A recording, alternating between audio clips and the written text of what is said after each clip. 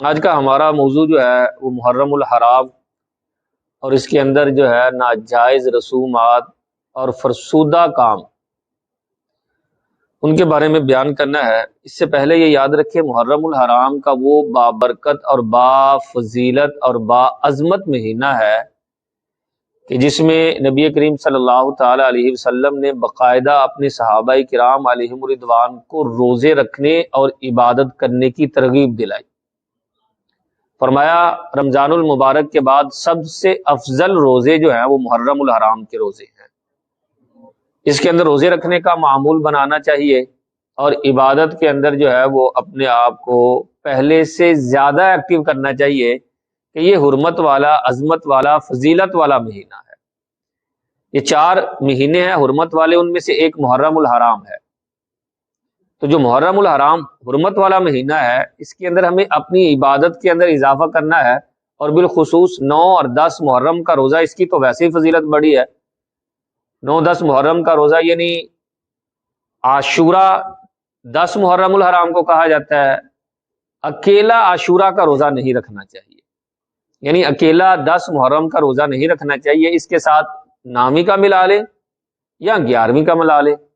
کہ نبی کریم صلی اللہ تعالی علیہ وسلم کی بارگاہ میں کچھ لوگ حاضر ہوئے اور حاضر ہو کر عرض کیا رسول اللہ صلی اللہ تعالی علیہ وسلم، یہودی 10 محرم کا روزہ رکھتے ہیں اس لیے کہ انہیں اس دن نجات ملی تھی۔ تو آقا کریم علیہ الصلوۃ والسلام نے ارشاد فرمایا ہم موسیٰ علیہ الصلوۃ والسلام کے زیادہ قریب ہیں، ہم جو ہے ان سے زیادہ قریب ہے، ہمیں چاہیے کہ ہم بھی روزہ رکھیں، لیکن یہودیوں کی مخالفت کریں گے، یہ صرف 10 کا رکھتے ہیں، ہم اس کے ساتھ ایک اور روزہ ملا لیں گے، یعنی 9 اور 10 یا 10 گیا 11 ساتھ اکیلی جو ہے وہ صرف عاشورہ، صرف 10 محرم الحرام کا روزہ نہیں رکھنا چاہیے، اور اس دن باقاعدہ طور پر جو ہے اپنے اہل و عیال پر خرچ کرنے کا کہا گیا ہے۔ مفتی احمد یارخان نعیمی جو ہے وہ بیان فرماتے ہیں کہ تجربہ سے یہ چیز ثابت ہے، جو بندہ چاہتا ہے کہ سارا سال خوشحال رہے اور جو ہے اس کو رزق کی فراوانی ملے، اسے چاہیے کہ 10 محرم الحرام کو اپنے بچوں پر خوب خرچ کرے اور ان کی من پسند چیزیں کھلائے۔ اللہ تعالیٰ کی رحمت اور اس کے فضل سے امید ہے کہ اللہ اس کے رزق میں برکتیں عطا فرمائے گا۔ تو اپنا یہ معمول بنانا چاہیے کہ 10 محرم الحرام کے جو ہے وہ بچوں پر جو ہے وہ خوب صدقہ کیا جائے، بچوں کو خوب جو ہے وہ ان کی من پسندیدہ چیزیں جیسے وہ چاہتے ہیں ویسے جو ہے وہ چیزیں کھلائی جائیں۔ اس کے ساتھ محرم الحرام کا مہینہ آتا ہے نا، تو ہمارے ہاں کچھ من گڑت احادیث، من گڑت اقوال، من گڑت واقعات بھی بڑے گردش کرنے لگ جاتے ہیں۔ آپ جو بھی احادیث پڑھیں یا واقعہ پڑھیں، باقاعدہ طور پر آپ کے ہاں آپ کو معلوم ہونا چاہیے یار یہ واقعی اسلامی واقعہ ہے یا ابھی سے لوگوں نے جو ہے وہ گڑ کر لوگوں نے بنا کر جو ہے وہ وائرل کرنا شروع کر دیا۔ آپ دیکھ لیں کہ جو بھی اچھی بات لکھی ہوگی نا اس کے نیچے لکھا ہوگا حضرت علی، حضرت علی یا اہل بیت اطہار میں سے کسی کا نام لکھا ہوگا۔ وجہ کیا ہے کہ سوشل میڈیا جو ہے نا ہمارا استعمال ہے لیکن ہم کسی اور استعمال میں سے استعمال کرتے ہیں۔ اہل سنت کے علاوہ جو لوگ دیگر ہیں نا وہ اس کو اپنے مذہب کے پھیلاؤ کے لیے استعمال کر رہے ہیں، اپنے فرقے کے عقائد و نظریات کو پھیلانے کے لیے استعمال کر رہے ہیں۔ تو ہم چونکہ بولے ہیں، ہمیں سمجھ اور شعور نہیں ہے کہ یار یہ جو عقیدہ مل رہا ہے یہ اہل سنت کا عقیدہ ہے یا نہیں، یہ اس پر اسلام نے ہمیں کیا رہنمائی فرمائی ہے۔ ہم سوچتے ہیں، ہم کہتے ہیں جی وہ نیٹ سے بڑا تھا، پوچھا جائے نا بڑی مرتبہ چونکہ لوگ سوالات کرتے ہیں پوچھتے ہیں، تو میں پوچھتا ہوں یہ بات کہاں سے سیکھی آپ نے؟ وہ جی نیٹ سے پڑھا تھا، وہ جی نیٹ سے ویڈیو دیکھی تھی، وہ جی اس طرح دیکھا تھا۔ تو بیٹھنے والے بیٹھے ہیں نیٹ پر، طرح طرح کی باتیں، جس سیانے کہتے ہیں نا جنہیں منہ ہونی گلاں، یہ یہاں ہو جاتا ہے۔ تو جو مستند بات ہو، جس کا وجود قرآن و احادیث سے ہو، اسی چیز کو بیان کرنا چاہیے۔ آپ کے پاس آ گئی اور آپ نے فوراً سے فارورڈ کر دی، ایسا نہیں کرنا چاہیے۔ بڑی من گڑت اور محرم الحرام کا مہینہ آتا ہے تو میں نے تو اپنے بچپن سے یہ دیکھا ہے، وہ جناب 10 بیبیوں کی کہانیاں، وہ لکڑہارے کی کہانی، پتہ نہیں کیا کیا کہانیاں جو ہے وہ پڑھنے پر جناب کہہ رہے ہوتے ہیں جناب باقاعدہ سامنے مٹھائی رکھی ہے، کھانا رکھا ہے، پھر وہ جناب ختم دلا رہے ہیں کیا پڑھ کے، وہ 10 بیبیوں کی کہانی، اچھا وہ لکڑہارے کی سٹوری، وہ پتہ نہیں کیا کیا سٹوریاں اور کیا کیا، یہ ہمارا ان سے کوئی تعلق نہیں ہے، ہمارا ان سے کوئی تعلق نہیں ہے۔ میرے پیر صاحب دامت برکاتہم العالیہ تو کمال کرتے ہیں، فرمایا 10 بیبیوں کی کہانی پڑھنے کی بجائے، لکڑہارے کی کہانی پڑھنے کی بجائے سورت یاسین کی تلاوت کرو، اللہ تمہیں برکتیں عطا فرمائے گا۔ ہم قرآن والے ہیں، ہم کہانیوں اور سٹوریوں والے تھوڑی ہیں، اللہ نے ہمیں باقاعدہ ایک کتاب دی ہے، احادیث دی ہیں یار، یہ کیا لکڑہارے کی سٹوری، کیا 10 بیبیوں کی کہانی، پتہ نہیں کیا کیا کہانیاں لے کر بیٹھ جاتے ہیں، یہ سٹوری یہاں سے ہے، یہ سٹوری، ہم سٹوریوں والے نہیں ہیں۔ اہل سنت و جماعت حنفی بریلوی لوگ جو ہیں الحمدللہ یہ قرآن و حدیث والے لوگ ہیں، ان کے ساتھ ہمارا کوئی تعلق نہیں ہے۔ من گڑت واقعات بڑے ان ایام کے اندر بالخصوص جو ہے وہ گردش کرنے لگ جاتے ہیں اب، اور ساتھ ہی ساتھ کئی سارے لوگ نا تاریخ دان بنے ہوتے ہیں، جی تاریخ کی فلاں کتاب میں ایسے لکھا ہے، وہ تاریخ کی فلاں کتاب میں ایسے لکھا ہے۔ آپ فقہ حنفی کے ہم چونکہ ماننے والے ہیں، عمومی طور پر پاک و ہند کے اندر رہنے والے، فقہ حنفی کا مشہور اور مسلمہ قانون ہے، میرے امام اعظم فرماتے ہیں اگر کوئی میرا مسئلہ قرآن یا حدیث کے خلاف ہو تو اس کو دیوار پر دے مارو، تم نے قرآن اور حدیث پر عمل کرنا ہے۔ اور ہمارے بڑے سادہ سے لوگ ہیں، قرآن کے مقابلے میں تاریخ لے آتے ہیں، یہ تاریخ کی کتاب میں لکھا ہے جی صحابہ کے درمیان جنگ ہوئی تھی تو یہ ہوا تھا وہ ہوا تھا، یہ دیکھیں جی یہ تاریخ کی کتاب میں اس طرح لکھا ہے، اس طرح لکھا ہے۔ بھائی تاریخ بعد میں ہے، میرے رب کا کلام پہلے ہے۔ اللہ رب العزت نے جب قرآن میں فرما دیا وَكُلًّا وَعَدَ اللَّهُ الْحُسْنَى، اے محبوب میں نے تیرے سارے غلاموں سے جنت کا وعدہ فرما لیا ہے، تو اب بات کس طرح بنتی ہے؟ اب بات کیا بنے گی بھائی کہ صحابہ کے ساتھ جب ہے جنت کا وعدہ، سارے کے سارے صحابہ کے ساتھ کیا ہے؟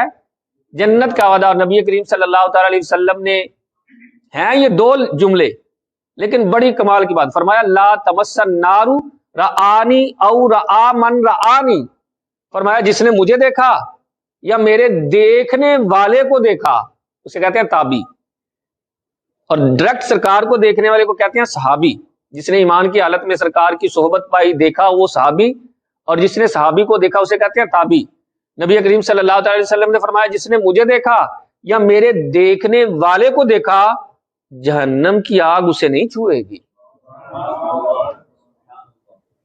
صرف دیکھنا یعنی صحابیت اور تابعیت کے مرتبے پر فائز ہونا، عبادت کا یہاں عمل دخل نہیں ہے۔ عبادت کی وجہ سے کسی کام کی وجہ سے صحابی بنتا نہیں ہے، اور کسی کام کی وجہ سے صحابیت سے خارج بھی نہیں ہوتا بھائی، نہ جنگ کرنے کی وجہ سے یا لڑائی کرنے کی وجہ سے، ایسا کوئی معاملہ نہیں ہے۔ تو فقہ حنفی کا بڑا مشہور اور مسلمہ قانون ہے بھائی یہ، کہ جب قرآن و حدیث کے خلاف کوئی مسئلہ ہو تو اس پر عمل نہیں کرنا، ہم نے قرآن و حدیث پر عمل کرنا ہے۔ تو لوگ میں بتا رہا تھا تاریخ اٹھا کر لے آتے ہیں، اور امام جلال الدین سیوطی الشافعی رحمۃ اللہ تعالی علیہ نے تو کمال کیا نا، فرماتے ہیں اور بھائی اس طریق کو لے کر آ رہے ہو یہ آدھی سے زیادہ جھوٹی ہے۔ میں نے پچھلی مرتبہ بھی عرض کیا تھا تاریخ بدلنا کوئی مشکل نہیں ہے۔ پاکستان کی تاریخ آج آپ پڑھ رہے ہیں تو پتہ نہیں کن کن لوگوں کے نام لکھے ہیں جناب، انہوں نے پاکستان بنایا، انہوں نے پاکستان بنایا، انہوں نے پاکستان بنایا۔ بھائی کمال ہے، جن لوگوں نے بنایا ان کا نام ہی نہیں ہے۔ اہل سنت کے عظیم لوگ، قدآور لوگ، پیر سید جماعت علی شاہ صاحب جیسی شخصیات، جن لوگوں نے تحریک پاکستان کے اندر سید نعیم الدین مراد آبادی علیہ رحمۃ اللہ الہادی، جن لوگوں نے حصہ لیا ہے، کوئی نام ہی نہیں، بدل دیا۔ معاذ اللہ کہنا نہیں چاہیے۔ وہ لوگ کہ جو کہتے تھے نا کہ پاکستان بن جائے تو ہماری داڑھی جو ہے نا وہ پیشاب سے مونڈ دینا، ان کا نام لکھا ہوا ہے کہ انہوں نے پاکستان بنایا۔ تاریخ بدلنا کون سا مشکل ہے؟ تاریخ پر نہیں، ہم نے قرآن اور احادیث کریمہ پر عمل کرنا ہے۔ اپنا سادہ سا قانون، اپنا سادہ سا یہ نظریہ، اپنا سادہ سا یہ انداز ہے، جہاں قرآن اور احادیث ہے ہم نے تاریخ کو کیا کرنا ہے؟ تاریخ کی کتابیں نہیں. نبی کریم صلی اللہ علیہ وسلم نے اپنے صحابہ کے بارے میں جو الفاظ فرمائے ہم نے ان کو لینا ہے. آقا کریم علیہ الصلوۃ والسلام نے ان کی مدح فرمائی اور فرمایا جو ان سے دشمنی رکھے، بغض رکھے، فرمایا میں اس سے دشمنی اور اس سے بغض رکھتا ہوں. مجھے وہ بندہ ناپسند ہے جو میرے صحابہ سے جو ہے. دونوں چیزیں ہونی چاہیے. دیکھیں نا، اہل بیت کی محبت بھی ہے تو صحابہ کرام علیہم رضوان سے عقیدت، یہ دونوں چیزیں ہونی چاہیے. حضرت سیدنا عثمان غنی رضی اللہ تعالیٰ عنہ تیسرے خلیفہ ہیں ہمارے، اور فضیلت کے اعتبار سے بھی ہم انہیں، میں نے بتایا تھا کہ جو ترتیب خلافت ہے وہی افضلیت ترتیب ہے، جو افضلیت کی ترتیب وہی خلافت کی ترتیب ہے. ایک شخص نا مدینۃ المنورہ کے اندر اس کا انتقال ہوا، صحابہ کرام علیہم رضوان بارگاہ رسالت میں حاضر ہوئے کہ یا رسول اللہ صلی اللہ علیہ وسلم فلاں شخص کا انتقال ہو گیا، آ کر آپ نماز جنازہ پڑھائیں. آقا کریم علیہ الصلوۃ والسلام باقاعدہ جنازگاہ میں تشریف لائے اور آ کر پوچھا یہ کون ہے؟ عرض کی یہ فلاں فلاں شخص. فرمایا خبردار میں نے اس کی نماز جنازہ نہیں پڑھنی. عرض کیا رسول اللہ کیوں؟ تو سرکار نے فرمایا یہ میرے عثمان سے بغض رکھتا تھا لہذا میں نے اس کی نماز جنازہ نہیں پڑھی. سرکار گھر میں بھی فرما سکتے تھے کہ یار میں نہیں پڑھنی لیکن سرکار مجمع میں تشریف لائے ہماری تعلیم کے لیے، بتانے کے لیے کہ میں ایسے لوگوں کو پسند ہی نہیں کرتا. ہمارے ہاں آج نا لوگ بڑے سیانے بننے کی کوشش بھی کرتے ہیں. یقین مانے وہ کہہ رہے ہوتے ہیں کہ مرن والا تے مر گیا ہوں، کوئی نفرت نہیں ہونی چاہیے. اس کی تو نماز جنازہ پڑھ لینا. یہ مولویوں نے پتہ نہیں کیا بنا دیا، اس کی نماز جنازہ نہیں پڑھنی، اس کی نہیں پڑھنی. یہ مولویوں کے بنائے ہوئے قانون ہے. تو زیادہ سمجھدار ہے، تجھے زیادہ عقل آ گئی کیا سرکار سے؟ جب سرکار نے نماز جنازہ نہیں پڑھا صحابہ سے دشمنی رکھنے والوں کی، تو میں اور آپ کیا ہیں یار؟ ہم سرکار سے زیادہ تو سمجھدار نہیں. ہم سرکار کے امتی ہیں، ہم نے سرکار کا کلمہ پڑھا ہے. جیسے جیسے سرکار نے فرمانا ہے ہم نے ویسے ویسے کرنا ہے. ہم زیادہ سمجھدار نہ بنے. یہ جو نظریہ عام چل رہا ہے نا، کوئی گل نہیں جی مرن والا تو مر گیا نماز جنازہ پڑھ لو جی، نہیں ایسا نہیں ہے. الحمدللہ قرآن و حدیث سے ہمارے پاس دلائل ہے. میں نے بتایا اہل سنت کا کوئی ایسا عمل نہیں ہے جس پر قرآن و حدیث سے دلائل نہ ہو. وہ الگ بات ہے کہ سنی کو پتہ نہیں ہے. یہ افسوس کی بات ہے کہ ہمیں پتہ نہیں ہے. محرم الحرام کے اندر کچھ ناجائز رسومات جو ہیں ان میں سے چند ایک عرض کرتا ہوں. امام اہل سنت امام احمد رضا خان علیہ رحمۃ الرحمان نے فتاوی رضویہ کے اندر بھی ان کو نقل فرمایا. پہلی چیز ہے تعزیہ نکالنا. یہ اہل تشیع کا کام ہے. فرمایا تعزیہ نکالنا، اس کا تماشا دیکھنا، تعزیہ کی منت ماننا، اس پر چڑھاوے چڑھانا، فرمایا یہ سب ناجائز اور گناہ کے کام ہیں. تماشا بھی نہیں دیکھنے جانا بھائی.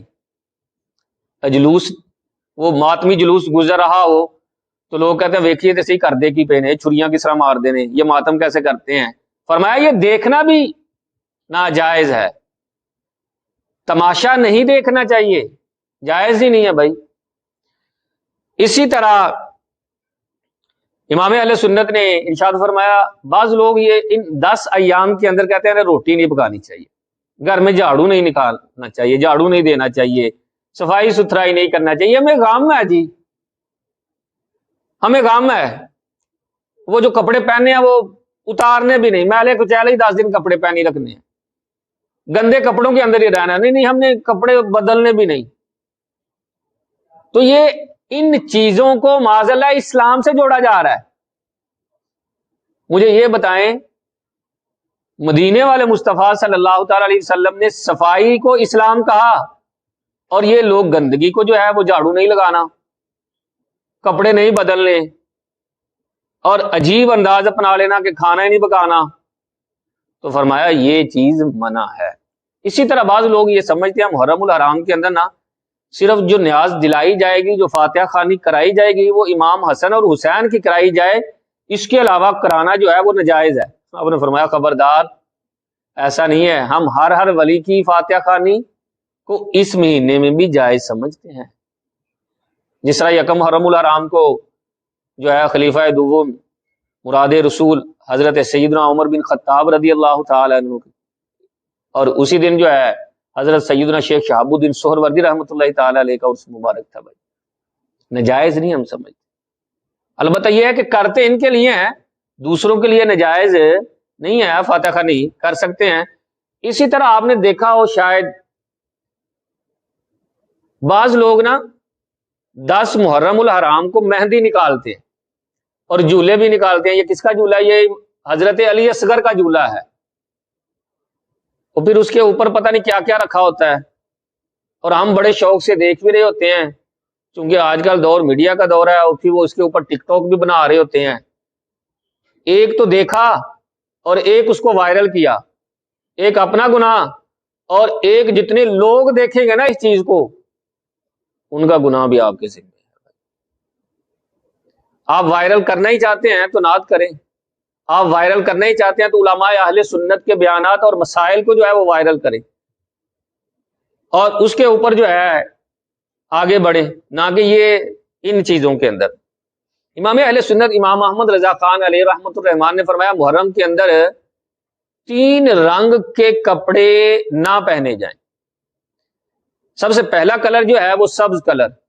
فرمایا سبز کلر جو ہے نا استعمال نہ کیا جائے، یہ تعزیہ نکالنے والوں کا ہے. آپ نے شاید آج کل تو نیٹ بھی ہے، میڈیا بھی ہے، عجیب انداز ہے وہ جناب، وہ سبز لباس پہنا ہوتا ہے اور پوری اداکاری کر رہے ہوتے ہیں، پراپر اداکاری. کیا اداکاری؟ کہ جناب یہ امام حسین کا گھوڑا آ رہا ہے، اس کے اوپر ایک سبز بندے نے وہ کپڑے پہنے ہوئے ہیں، چہرے پہ نقاب ڈالا ہوا ہے، تو جناب تیر لگ رہے ہیں جناب، ایسے جیسے فلم کی شوٹنگ نہیں چل رہی. یار تماشا نہیں بنا دیا ہم نے.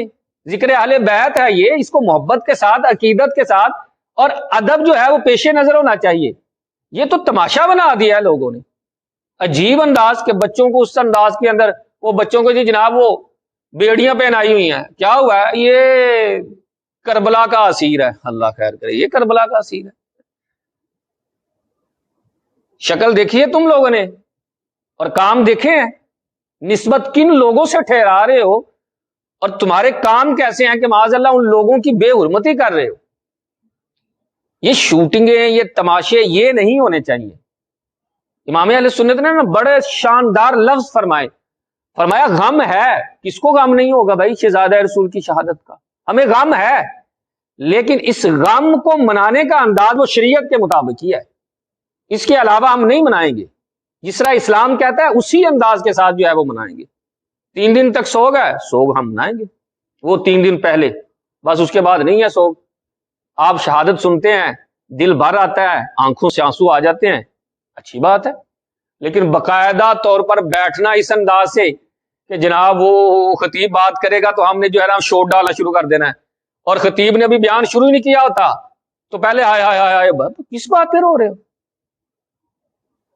میرے بزرگ نا کمال کرتے ہیں، بڑے لوگوں کی بڑی باتیں ہوتی ہیں. ہم نے فرمایا، بزرگ فرماتے ہیں شہادت حسین کو اس انداز سے بیان کرنا چاہیے کہ بوڑھا بھی سنے تو اس کے اندر جہاد کا جو ہے وہ جذبہ بیدار ہو جائے، میں بھی جہاد کروں گا. عورتیں سنیں تو ان کو صبر کرنے کا انداز ملے. یہ بے صبری والا انداز نہیں ہونا چاہیے. ہائے حسین، ہائے حسین، یہ کہاں سے تم نے نکال لیا؟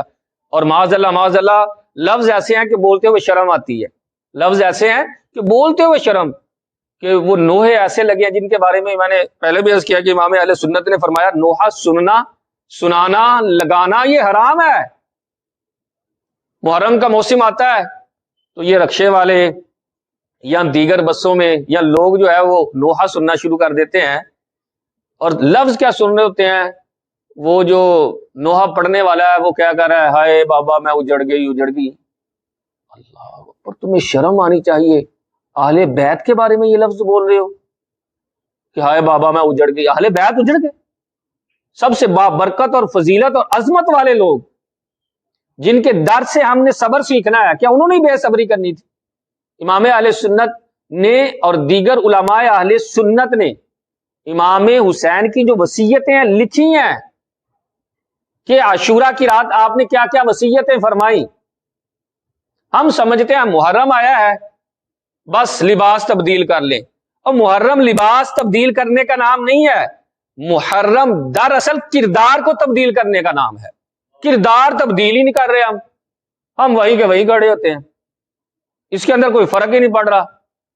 بھائی 10 محرم کو سبیل لگائی، نماز پڑھتے نہیں، قرآن پڑھتے نہیں ہیں، اور معاذ اللہ کے یہ کہہ رہے ہیں ہم حسینی ہیں۔ خبردار، یہ کون سی حسینیت ہے؟ امام علی مقام نے کیا سبیل کے لیے شہادت دی؟ کیا کالے کپڑے پہننے کے لیے شہادت دی؟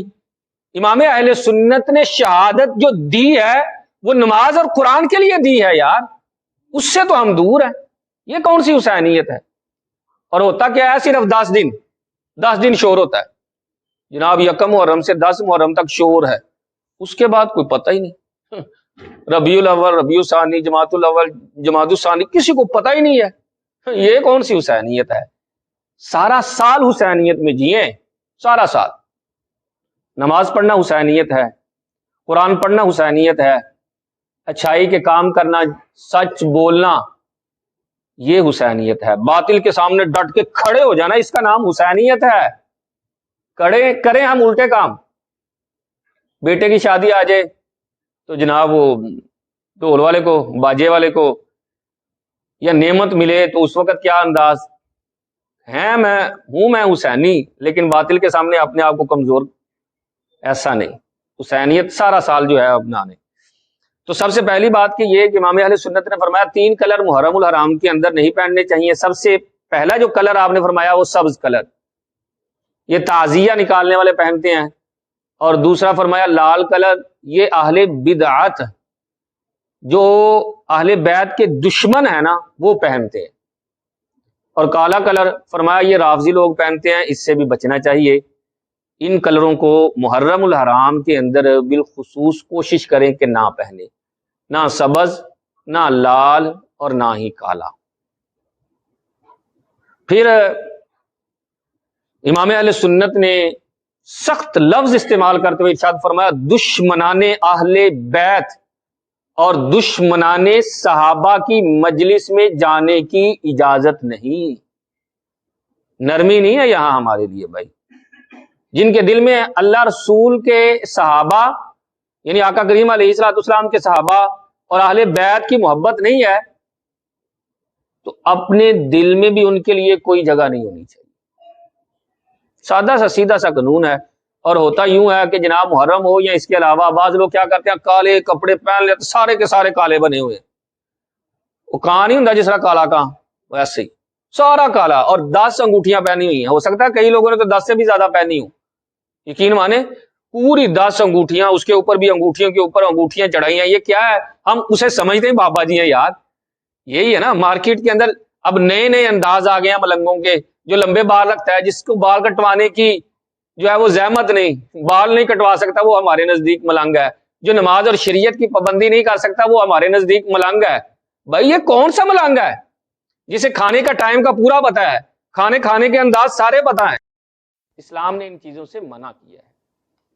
پھر ہاں، چاندی کی انگوٹھی پہننا بھی چاہتے ہیں تو صرف 4.5 ماشے سے کم وزن اور 1 نگ اور 1 ہی انگوٹھی، 1 انگوٹھی وہ بھی چاندی کی 4.5 ماشے سے کم، اور 1 نگینہ اس کے اندر ہونا چاہیے، کئی سارے نگینے نہیں ہونے چاہیے۔ 9 اور 10 کو بالخصوص اس کا اہتمام کریں محرم الحرام، چونکہ یہ امام علی مقام امام حسین رضی اللہ تعالیٰ عنہ کی لازوال قربانیاں جو ہیں، ہمیں انہیں یاد بھی کرنا چاہیے اور جوش و خروش کے ساتھ انہیں منانا بھی چاہیے۔